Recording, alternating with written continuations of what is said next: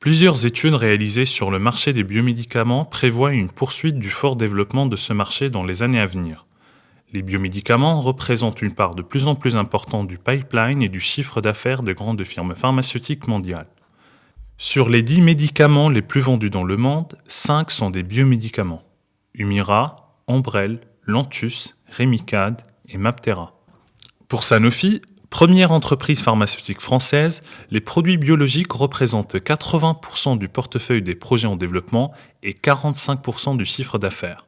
Chez Pfizer, les ventes de biomédicaments représentaient 93% des ventes totales en 2013. Une étude estime la part des biomédicaments sur le total des ventes des médicaments à 11% en 2002, 18% en 2012 et prévoit une part de 19 à 20% en 2017. En France, 85% de la production est d'origine chimique et 15% d'origine biologique. En tant que troisième exportateur de médicaments sur le marché international, elle enregistre un excédent commercial qui dépasse les 7 milliards d'euros depuis 2010.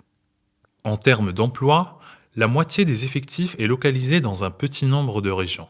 25% en Île-de-France, 16% en Rhône-Alpes et 10% en région Centre-Val de Loire. Malgré ces atouts, la France reste en retard en matière de production de biomédicaments. En effet, sur les 130 molécules enregistrées en Europe entre 2012 et 2014, dont l'essentiel sont des biomédicaments, seules 8 seront produites en France. En 2013, seulement 3% des anticorps monoclonaux administrés en France ont été produits sur le territoire national. La mesure du poids du secteur pharmaceutique dans le secteur manufacturier de chaque région par rapport à la moyenne nationale nous permet de constater une surreprésentation de l'industrie pharmaceutique dans 7 régions, notamment la Haute-Normandie, le Centre-Val de Loire et l'Île-de-France. La région Centre dispose d'un certain nombre d'atouts qui font d'elle une terre d'accueil potentielle de la production de biomédicaments. L'existence d'un tissu industriel, un tissu universitaire et de formation adapté représenté par les facultés de pharmacie, l'Institut des métiers et des technologies et la plateforme Biocube, un laboratoire d'excellence à la pointe sur les anticorps monoclonaux, des regroupements d'entreprises d'envergure intra-régionale telles que le GREPIC et interrégionale telles que Pôle Pharma, une structure d'accompagnement dans la recherche de financement telle que l'ARIT, des avantages géographiques, centralité de la région, proximité à l'Île-de-France, disponibilité et prix du foncier, et surtout une volonté politique régionale concrétisée par le programme ARD 2020 biomédicaments visant à faire de la région Centre-Val de Loire une terre d'excellence en matière de biomédicaments. Pour développer le secteur du biomédicament, les différents acteurs de la région Centre-Val de Loire doivent collaborer pour exploiter au mieux ces atouts. Pour se tourner vers la production de biomédicaments, il est essentiel de mettre le point sur 3 facteurs. Le premier, c'est un facteur capitalistique, c'est-à-dire que vous avez une décision industrielle de dire on adapte notre outil de production et on se tourne vers la bioproduction ou la production secondaire de biomédicaments. C'est une décision qui appartient au groupe industriel. L'influence qu'on peut avoir, c'est simplement d'aider un directeur d'usine, par exemple, qui essaie d'obtenir une décision auprès de son groupe, de mettre en valeur finalement la situation de son usine, situation au sein du cluster Pôle Pharma, au sein d'une terre fertile du médicament qui constitue forcément un avantage compétitif. Il est plus facile ici qu'ailleurs de produire des médicaments. Le deuxième facteur, c'est un facteur innovation. On se rend compte que il est plus facile de capter de la production quand on a capté les dernières phases de développement, notamment la phase 3 sur les phasages de développement d'un médicament. Quand vous avez cette phase de développement et la connexion entre, par exemple, une start-up et un industriel sur cette quasi dernière phase d'essai clinique, eh bien naturellement, la production se fera plus facilement et a plus de chances de se faire sur le site industriel qui a accueilli ce développement. Le troisième facteur est un facteur ressources humaines. Compte tenu de la spécificité des procédés de bioproduction, l'un des enjeux va être de former le personnel à ces nouvelles pratiques. 3 questions se posent. Quelles vont être les compétences attendues demain ? Quelle formation pour le personnel de ce secteur? S'agit-il d'une transformation de métiers existants ou l'apparition de nouveaux?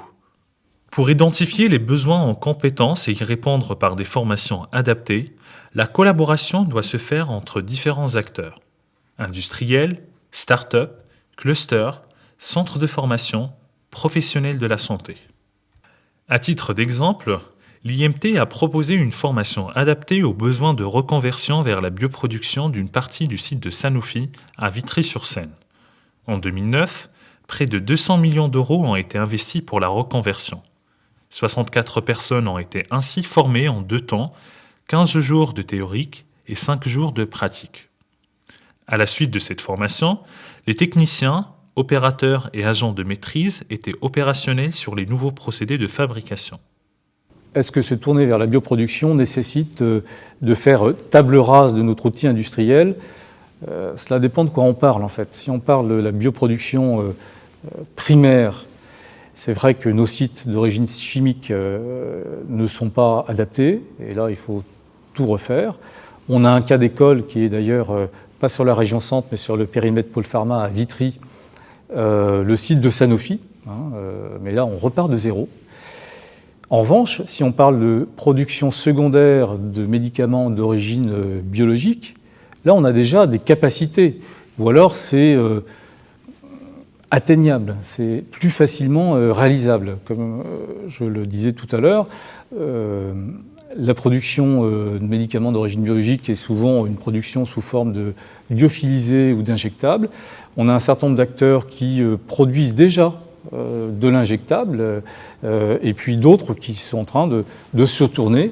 Et on retombe sur les facteurs capitalistiques, d'investissement, de formation, pour pouvoir capter ces opportunités. Mais c'est de la production secondaire qui est à notre portée, c'est notre spécialité, c'est notre excellence, et ça on sait faire. En région Centre-Val de Loire, 2 contraintes sont à surmonter pour assurer ce virage vers la production de biomédicaments. Renforcer l'interaction entre les entreprises du secteur et les laboratoires publics de recherche, mettre en place des moyens de financement adaptés. Bon nombre d'entreprises de la filière ne sont pas des entreprises à forte intensité technologique. Et en général, elles ne savent pas ce qui se passe dans les laboratoires publics de recherche. Et la réciproque est vraie également. Le deuxième élément a trait plutôt au financement, mais en haut de bilan. Autant la chaîne de financement est clairement assurée entre la région, BPI-France, l'Europe, sur les investissements classiques, mais quand on parle haut de bilan, développement de médicaments, on voit là un point faible, c'est long, c'est coûteux, c'est risqué, et il n'y a pas vraiment d'offres diversifiées si l'on veut assurer le financement sur la longue durée pour l'émergence de biomédicaments. Une des solutions qui est travaillée actuellement est de voir pour la mise en place d'un fonds d'investissement de manière à assurer une certaine pluralité.